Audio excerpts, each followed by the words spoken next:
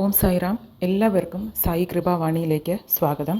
ഇന്ന് ഞാൻ പറയാൻ പോകുന്നത് ബാബ എൻ്റെ ജീവിതത്തിൽ എനിക്ക് ബാബയുടെ ഒരു പ്രസൻസ് എനിക്ക് ലഭിച്ച കുറച്ച് കാര്യങ്ങളെക്കുറിച്ചാണ് കേട്ടോ. ചിലപ്പോൾ ഇത് കേൾക്കുമ്പോഴും കാണുമ്പോഴും ചിലർക്കെങ്കിലും തോന്നാം ഇതൊക്കെ എൻ്റെ ഒരു ഇമാജിനേഷനിൽ എനിക്ക് തോന്നിയതാകാം, എന്തും ആയിക്കോട്ടെ. പക്ഷേ ആ ഒരു കാര്യങ്ങളൊക്കെ ഇപ്പോൾ എനിക്ക് ആലോചിക്കുമ്പോഴും കാണുമ്പോഴുമൊക്കെ എൻ്റെ ഏതെങ്കിലും ഒരു വലിയ വലിയ പ്രോബ്ലംസ് വരുന്ന സമയത്ത് എനിക്കതൊക്കെ വലിയൊരു ആശ്വാസമാണ് കേട്ടോ. അപ്പോൾ എന്നെപ്പോലെ ബാബയിൽ അടിയുറച്ച് വിശ്വസിക്കുന്നവർക്ക് ഇതുപോലുള്ള കഥകൾ കേൾക്കുന്നതും ഇതുപോലുള്ള എക്സ്പീരിയൻസ് കേൾക്കുന്നതും ഒക്കെ അവർക്കും അവരുടെ മനസ്സിന് വലിയൊരു ആശ്വാസമായിരിക്കും. അങ്ങനെയുള്ള കുറച്ച് അധികമായി പറഞ്ഞാൽ ബാബയെ ഞാൻ കൂടുതൽ മനസ്സിലാക്കിയ കുറച്ച് കാര്യങ്ങൾ, ബാബയുടെ പ്രസൻസ് ഞാൻ തിരിച്ചറിഞ്ഞ കുറച്ച് സിറ്റുവേഷൻസും അതുപോലുള്ള കാര്യങ്ങളാണ് ഞാൻ പറയുന്നത്.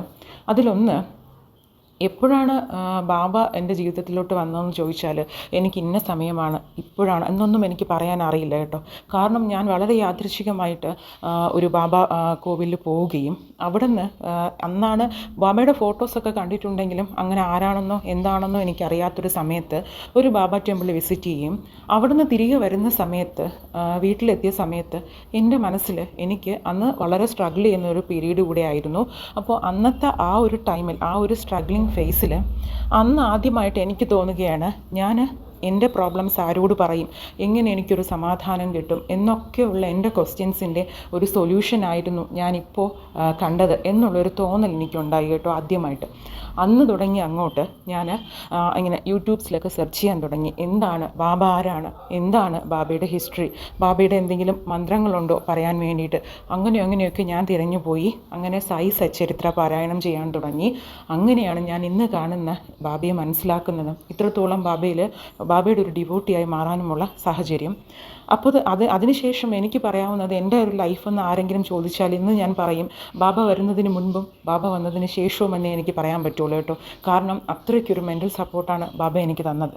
2, ഞാൻ ബാബയെ കാണുന്നത് 8 വർഷം മുമ്പ് എൻ്റെ ജീവിതത്തിൽ ഏറ്റവും അതുവരെ എനിക്കൊരു സ്ട്രോങ് പില്ലർ എന്നൊക്കെ നമ്മൾ പറയില്ലേ, അത്രയും സ്ട്രോങ് ആയി നിന്ന വ്യക്തി എൻ്റെ അമ്മ 8 വർഷങ്ങൾക്ക് മുമ്പ് വളരെ അൺഎക്സ്പെക്റ്റഡായിട്ട് എന്നെ വിട്ടുപോയ സമയത്ത് അത് കഴിഞ്ഞ് 1 വർഷം കഴിയുമ്പോഴാണ് ഞാൻ ബാബയെക്കുറിച്ച് അറിയുന്നതും ബാബയിൽ ആശ്രയിക്കുന്നത്.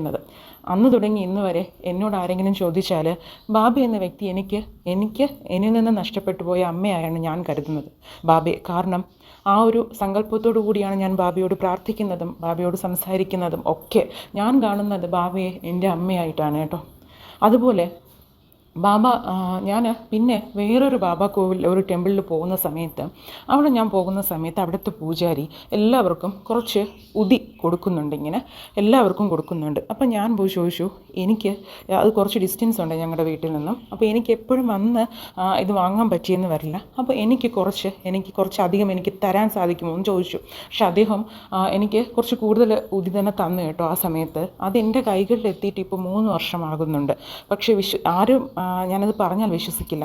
ആ 3 വർഷവും ഞാൻ ഉപയോഗിക്കുന്ന ആ ഉതിയാണ് ഇന്നും എനിക്കത് എന്നിൽ നിന്നും തീർന്നിട്ടില്ല എന്നുള്ളതാണ്. ഞാൻ ഡെയിലി ഉപയോഗിക്കുന്നതാണ് കേട്ടോ. ആ ഉതി ഡെയിലി ഞാൻ മുടങ്ങാതെ ഉപയോഗിക്കുന്നതാണ്. പക്ഷേ ഇന്ന് വരയ്ക്കും ഞാൻ ആ ഉതി എടുക്കുന്ന സമയത്ത് ഇന്ന് വരയ്ക്കും അത് കുറഞ്ഞതായിട്ട് എനിക്ക് തോന്നാറില്ല.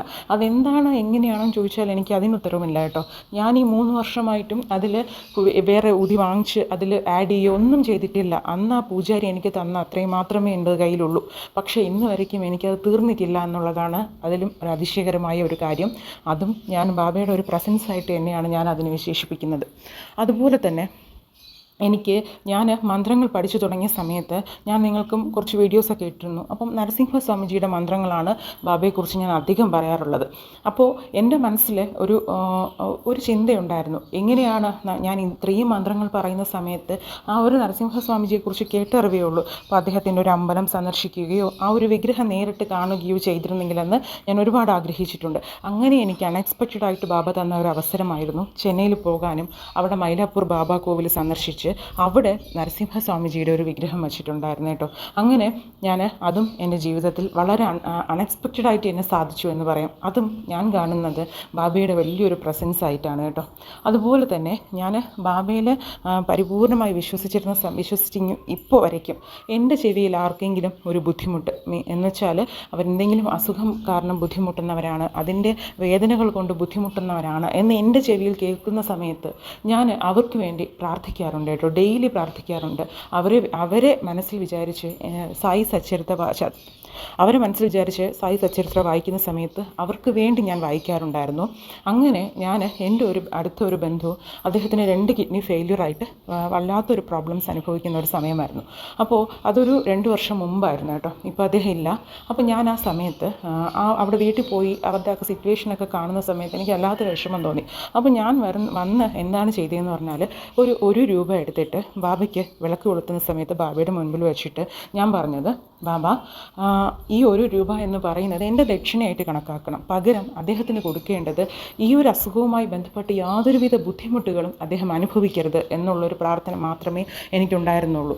പക്ഷേ എന്നൊക്കെയാണോ അദ്ദേഹത്തിന് വല്ലാത്ത അദ്ദേഹത്തിൻ്റെ ഹെൽത്ത് കണ്ടീഷൻ മോശമാകുന്ന സമയം, ആ സമയത്ത് എനിക്കറിയാൻ പറ്റുമായിരുന്നു. കാരണം ആ സമയത്ത് എൻ്റെ വീട്ടിൽ ആരെങ്കിലും ഒരാൾ ഭിക്ഷ ചോദിച്ചു വരികയും ഞാൻ അദ്ദേഹത്തിന് ഭിക്ഷ കൊടുക്കുകയും ചെയ്യുമായിരുന്നു. ആ സമയത്തൊക്കെ ഞാൻ കേൾക്കുന്ന വാർത്ത, ഈ പറയുന്ന അസുഖമായിട്ട് കിടക്കുന്ന ആ ഒരു വ്യക്തിക്ക് ഇന്ന് കുറച്ച് ബുദ്ധിമുട്ടാണ് എന്നുള്ളൊരു കാര്യമാണ് ഞാൻ കേൾക്കുന്നത്. അപ്പോൾ എനിക്ക് മനസ്സിലാകും, ബാബ ആ ഒരു ബുദ്ധിമുട്ട് കുറയ്ക്കാൻ വേണ്ടിയിട്ടാണ് ആ ഒരു ₹1 അല്ലെങ്കിൽ ഞാൻ കൊടുക്കുന്ന ആ ഒരു പൈസ വാങ്ങാൻ വേണ്ടി ബാബ തന്നെയാണ് വന്നത് എന്ന് ഞാൻ എപ്പോഴും വിശ്വസിക്കാറുണ്ടായിരുന്നു. അത് അങ്ങനെ തുടർന്ന് പോയിക്കൊണ്ടിരുന്നു. ആ ഒരു വ്യക്തിയുടെ മരണശേഷം പിന്നെ അങ്ങനെയുള്ളൊരു കാര്യം സംഭവിച്ചിട്ടില്ല എന്നുള്ളതാണ് കേട്ടോ. ഇതൊക്കെ എനിക്ക് ബാബ നൽകിയ സൂചനകളായിട്ടും ബാബ എന്നോടൊപ്പം ഉണ്ടെന്നുള്ള ഒരു പ്രസൻസ് അറിയിച്ചതായിട്ടാണ് ഞാൻ കണക്കാക്കുന്നത്. കാരണം ഭക്തി എന്ന് പറയുന്നത് അത് ഓരോരുത്തർക്കും പല വിധമായിരിക്കാം, ഓരോരുത്തരുടെ വിശ്വാസവും പല രീതിയിലായിരിക്കാം, അല്ലേ? അത് ഞാൻ വിശ്വസിക്കുന്നത് തെറ്റാണ് എന്ന് പറയാൻ മറ്റുള്ളൊരാൾക്ക് അവകാശമില്ല. ഞാൻ വിശ്വസിക്കുന്നത് ഭക്തി എന്ന് പറയുന്നത് ഒരിക്കലും യാദൃശ്ചികമായിട്ട് വരില്ല. ബാബ നമ്മളെ തിരഞ്ഞെടുത്തത് കൊണ്ട് മാത്രമാണ് നമ്മൾ ബാബയുടെ വഴിയിലേക്ക് സഞ്ചരിക്കുന്നതെന്നാണ് ഞാൻ ഉറപ്പായിട്ടും വിശ്വസിക്കുന്നത്. അതുകൊണ്ട് തന്നെ ബാബ എന്ന് പറയുന്നത് എൻ്റെ ജീവിതത്തിൽ വലിയൊരു മോട്ടിവേഷനാണ്. നിങ്ങളുടെ ജീവിതത്തിലും ഇതുപോലെ ബാബ അത്ഭുതങ്ങൾ പ്രവർത്തിച്ചിട്ടുണ്ടായിരിക്കാം. അതൊക്കെ നിങ്ങളും നിരീക്ഷിച്ച് ബാബയുടെ ആ ഒരു പ്രസൻസ് എപ്പോഴും മനസ്സിലാക്കാൻ ശ്രമിക്കൂ. അവിടെ നമ്മുടെ എല്ലാ പ്രോബ്ലംസിനുമുള്ള സൊല്യൂഷൻസ് നമുക്ക് ലഭിക്കുമെന്നുള്ളതാണ് കേട്ടോ. അതുകൊണ്ട് ഈ ഒരു വീഡിയോ കാണുന്ന എല്ലാവർക്കും ബാബയുടെ എല്ലാവിധ നന്മകളും ഉണ്ടാകട്ടെ. ഓം സായിറാം.